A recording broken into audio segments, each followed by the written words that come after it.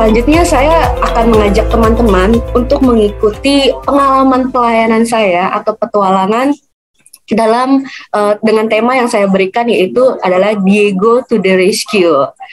Nah, sudah siap teman-teman untuk mengikuti misi pelayanan ini? Nah, kita lihat ya di sini ada Diegonya sedang murung nih nasabah saya, dan di sini ada swiper yang saya lambangkan sebagai permasalahan yang ingin mencuri kebahagiaan dari Diego. Nah, di sini saya sudah memantau. Kita harus menyelamatkan Diego supaya mengembalikan senyumnya kembali, jangan sampai sedih. Nah, jadi saya tuh teringat sekali ya waktu itu kejadiannya di hari Minggu bulan Februari di tahun 2022. Nah, saat itu memang transaksi layanan BCA digital cukup ramai, apalagi dengan hype-nya ulang tahun BCA nih di bulan Februari. Apalagi kejadian di hari Minggu saat saya lagi sela-sela melayani, saya kok memperhatikan ada seorang nasabah yang tampak gelisah nih dari awal pintu masuk. Tapi karena saya masih melayani nasabah lainnya, saya coba fokus dulu nih untuk menyelesaikan layanan saya dengan nasabah yang existing. Nah, saya perhatikan nasabah ini dia duduk nih di kursi waiting gitu ya. Jadi nasabah ini duduk. Oke, saya perhatikan sambil saya selesaikan layanan saya. Setelah selesai, saya coba hampirin nasabah ini karena dari tadi kok kayaknya tampak gelisah ya, kayak ingin ikut antri tapi kok ragu seperti itu. Akhirnya setelah saya selesai menyelesaikan nasabah dengan yang existing, saya oper nih ke teman saya untuk melanjutkan antrian menyelesaikan transaksi. Saya coba hampiri nasabah ini. Terus kayak sapa, "Selamat pagi Pak, dengan Deborah, ada yang bisa dibantu?" Tapi nasabahnya tuh gak merespon saya gitu. Padahal jarak saya cukup dekat dengan nasabah tersebut. Saya perhatikan nasabahnya gak pakai headset juga gitu. Dan masih sibuk dengan handphonenya mengetikkan sesuatu. Akhirnya saya coba nih beranikan diri lagi untuk mendekatkan diri kepada nasabah. Saya ambil satu langkah lebih dekat dan saya kembali menyapa. "Selamat pagi Pak, dengan saya Deborah, ada yang bisa saya bantu?" Dan nasabahnya masih tidak merespon saya gitu. Terus tapi tiba-tiba dia lihat nih, ada saya gitu. Tapi masih nggak menjawab pertanyaan saya juga. Waduh, saya bingung nih kenapa. Malah nasabahnya sibuk nih mengetikkan sesuatu lagi. Akhirnya saya coba menunggu, apa sih sebenarnya, mungkin nasabah memang butuh waktu ya untuk menyelesaikan transaksinya dulu di handphone. Tapi nggak lama, nasabah ini tiba-tiba memberikan handphonenya kepada saya untuk menunjukkan sesuatu hasil daripada ketikannya itu. Nah, dari ketika saya melihat apa yang disampaikan oleh nasabah, saya cukup terkejut ya dan juga tertegun, dan akhirnya saya berinisiatif untuk mengajak nasabah nih berdiskusi di ruangan yang lebih khusus. Jadi agar tidak mengganggu layanan di banking hall juga. Jadi saya ajak nasabah, kita ada ruangan khusus biasanya dipakai untuk yang nasabah transaksi KPR. Tapi kebetulan ruangannya kosong saat itu, jadi saya ajak diskusi. Nah, kira-kira teman-teman penasaran nggak ya, kenapa sih sebenarnya apa ya yang diketikkan oleh nasabah saya ini sampai kok membuat saya tertegun dan terkejut? Jadi, nasabah saya ini adalah nasabah walk-in. Kita sebutnya dengan Diego ya. Nasabah saya ini adalah pengusaha mainan anak yang memiliki kebutuhan khusus, yaitu tunarungu dan tunawicara.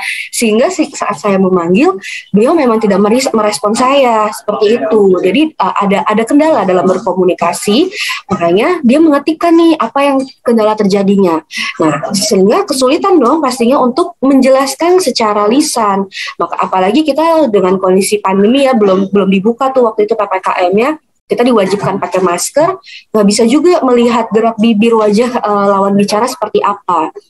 Nasabah saya ini merupakan korban kejahatan cloning nomor handphone. Jadi nasabah ini sempat ganti nomor handphone, nomor lama, tapi kan masih ada kontaknya tuh ya, kadang beberapa. Nah, ternyata dipakai nih untuk penipuan yang mengatasnamakan nama korban untuk meminjam sejumlah dana. Dan nasabah nih ingat kalau nomor lamanya ini masih connect dengan mobile banking yang ada di BCA. Nah, kan nasabah khawatir nih, takut nomornya itu disalahgunakan dan bisa mengganggu pada transaksi keuangannya. Kondisinya adalah hari Minggu, cabang tutup. Nah, bagaimana nih penyelesaiannya? Kebutuhan nasabah ini adalah untuk menonaktifkan nomor handphone lamanya, supaya yang lama ya, dan kemudian konfirmasi nomor handphone yang aktif. Apa nih yang kira-kira harus saya lakukan ya untuk menolong nasabah saya Diego ini? Berpikir dan Ya, saya kalau bisa dalam berpetualang mendapatkan ide, aha, pasti kita mengatakan seperti itu ya. Aha, ini dia yang saya harus lakukan untuk menolong Diego. Nah, aha merupakan kreativitas yang saya lakukan. Yang pertama, saya perlu melakukan namanya analisa akar permasalahan. Kemudian, yang kedua adalah menghubungkan ketentuan dengan SOP yang berlaku. Dan yang terakhir adalah akhiri dengan tuntas. Aha, ya, saya tahu apa yang harus saya lakukan untuk membantu Diego. Ketika saya membaca kronologis permasalahan Diego, saya langsung berpikir dan menganalisa apakah kasus ini merupakan kasus baru atau kasus yang pernah berulang sebelumnya. Sebenarnya untuk kejadian penonaktifan nomor handphone itu bukanlah suatu hal yang baru. Itu berapa kali pernah kita hadapi juga. Jadi kita sudah tahu nih, sudah ada SOP-nya harus seperti apa. Tapi kita lanjut lagi ke step berikutnya, yaitu di mana nasabah ini kita perlu mengidentifikasi kebutuhannya, di mana Diego memiliki kebutuhan khusus, yaitu ada permasalahan dalam berkomunikasi dan juga mendengarkan penjelasan. Nah, seperti apa nih? Karena kita di layanan digital BCA ini, untuk penonaktifan nasabah itu perlu bertransaksi di ruangan video banking secara personal. Nah, akhirnya gimana nih? Untuk menyelesaikan permasalahan nasabah ini, kita coba deh untuk melakukan klarifikasi kebutuhan nasabah, kemudian menghubungkan dengan ketentuan SOP yang berlaku. Nah, tadi seperti yang saya jelaskan di awal ya, untuk melakukan pengaktifan nomor handphone yang lama ini, nasabah itu perlu untuk diarahkan menggunakan layanan video banking. Dan saat bertransaksi di video banking ini, nasabah akan dilayani secara personal oleh customer service Halo BCA. Jadi saya ini layanannya di luar nih, nggak di dalam. Saya bertugasnya di dalam itu sebenarnya untuk mengguidance nasabah cara menggunakan layanan video banking. Tapi ketika bertransaksi, posisi saya itu di luar, nggak di dalam. Nah, tapi bagaimana nih? Karena nasabah saya ini kebetulan sendirian. Nah, di sini saya merasa memang nasabah ini kayaknya ada trust issue ya, maksudnya kalau dia memang yakin kan pasti dia ada bawa pendamping untuk membantu nasabah mendampingi beliau gitu. Tapi dia ini sendiri dengan segala kecemasannya, kegundah-gulanaannya seperti apa. Nah, namun tadi mengingat Diego ini memiliki kendala dalam penjelasan dengan customer service Halo BCA dan berkomunikasi lisan, akhirnya saya pun mencoba berkonsultasi juga nih dan meminta izin kepada atasan saya, itu untuk menjadi wali pendamping dari Diego dalam bertransaksi di layanan video banking. Tapi bagi nasabah, saya ini tetaplah orang asing. Dan saat melakukan pengkonfirmasian data pribadi nasabah, itu sifatnya rahasia, teman-teman. Jadi sebenarnya seharusnya saya ini nggak boleh masuk di dalam, karena saya berarti kan mendengarkan ya informasi data pribadi nasabah. Terus gimana dong? Nah, akhirnya disinilah ide kreatif saya menghubungkan dengan ketentuan berlaku. Kita paham ketentuannya sebenarnya customer service walk-in ini tidak diperbolehkan nih untuk transaksi di dalam. Tapi dengan izin dari para nasabah, kita buat ada yang namanya customer consent. Nah, customer consent ini yang berisikan bahwa surat pernyataan, kita izin dulu nih dengan nasabah, bahwa nasabah berkenan untuk didampingi oleh saya sebagai perwakilan BCA atau customer service yang kita sebutnya SNB tadi ya, untuk menjadi penterjemah dan membacakan informasi data pribadi nasabah. Nah, di sini suratnya nasabah tulis sendiri. Jadi namanya, nama ibu kandung, siapa, supaya informasinya nggak salah nih, jangan sampai kita salah bacakan atau salah informasi yang diterima. Nah, di sini memastikan juga saya pun sebagai pihak BCA menjamin kerahasiaan daripada data nasabah. Nah, jadi kita sesuai dengan undang-undang perbankan yang berlaku. Jadi ini adalah usulan ide yang coba kita diskusikan. Saya berdiskusi dengan atasan saya dan di follow up lagi ke atas eskalasi, ditanggapi dengan secara positif. Dan ketika berbicara dengan nasabah pun setuju untuk diperlakukan solusi seperti itu. Jadi ini ada kendala komunikasi. Nah, ada verifikasi data nasabah ya. Melakukan izin supervisi. Dan juga ada ya customer consent. Jadi saya mendampingi nasabah dan juga menjadi penerjemah ya, dan pastinya ada tanda tangan tadi nih. Jadi kita dari BCA pun juga terhindar dari segala komplain nasabah kalau misalnya sampai ada kesalahan atau apa, karena semua informasi yang diberikan adalah berdasarkan tulisan nasabah sendiri.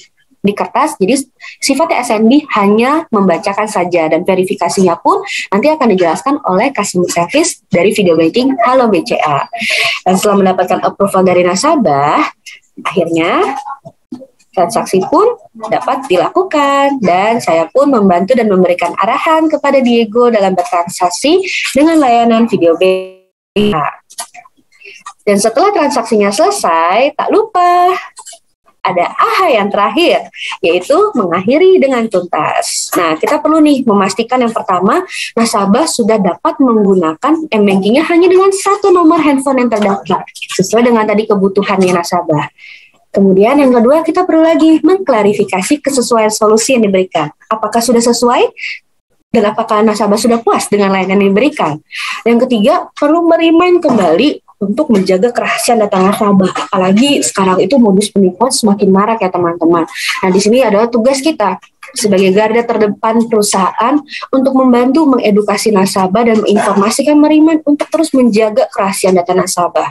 Jangan pernah berikan kode OTP, CVV, kartu kredit, atau yang lainnya ya. Kita ikuti tagline BCA, tolak dengan anggun. Nah, yang keempat, jangan lupa untuk memberikan tips info pengkinian data, sudah bisa loh dilakukan dengan aplikasi My BCA.